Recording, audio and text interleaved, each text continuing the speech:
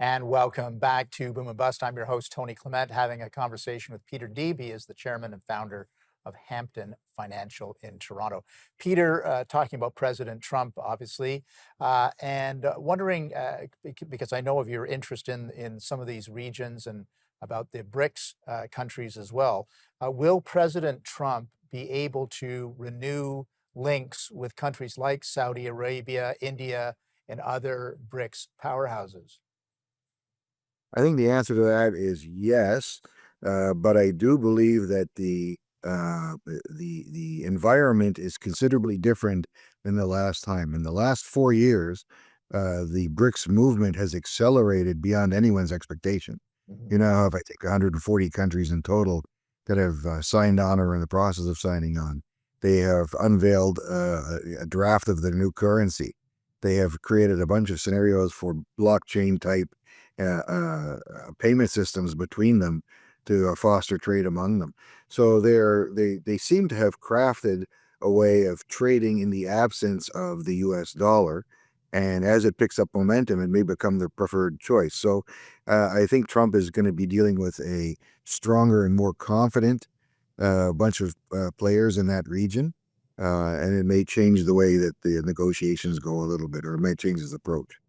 Right, and I do wanna get into some of those for sure, so we will return to that topic. Let's take Saudi Arabia as an example. Yeah. Yeah, President Trump, in his first, term, had a very good relationship with Saudi Arabia. President Biden, not so much. Do you see that turning around as an example? No, I'll tell you, I think he's very popular in the Gulf region among the GCC countries and in Saudi as well. I think they relate to him. I think they see eye to eye on a lot of social issues and things of that nature. So I think he'll get an easy ride to reinvigorate those discussions and build on those relationships. I think that's the case. China, to be seen. One of the interesting things, Tony, with China is if you take a look at the yuan, their currency over the last 5, 6 years, it's been incredibly stable, and it's grown in circulation, and it's become the currency of choice across many BRICS nations in Africa, for example. So that's been an experiment that seems to be working out. Mhm. So we do have the emergence of a third, potentially major global currency coming our way, which will certainly change the dynamic as well.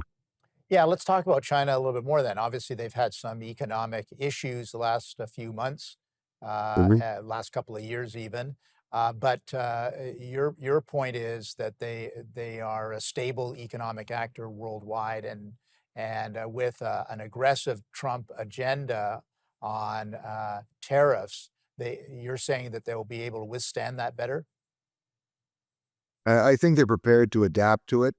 I think there's going to be a lot of negotiations back and forth, and I think because Trump has prioritized this as something he wants to get going right away, somehow midway through his first or his second term, I think you'll see a lot of new highlighted agreements that they've come into, a lot of old problems resolved, possibly including Taiwan. I think that relationship, I think, is going to start to go in the right direction.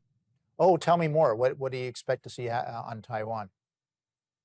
Look, I think the world recognizes that the Taiwan issue is more of a value to China as a live issue than Taiwan would be as a conquered nation and a long-term problem for them. So it's certainly worth more for them to keep threatening Taiwan. They keep getting things for that.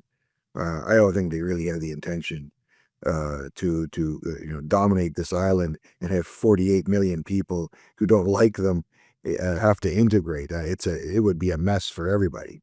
Right. Okay, got it. So your expectation is that as an issue, that'll be managed down rather than accelerating into a crisis, Yeah, I think Trump's going to create an off ramp for China on this, right? and you're going to end up with a much more cohesive union in that region from an economic standpoint, and a lot less reliance on military threats and military might.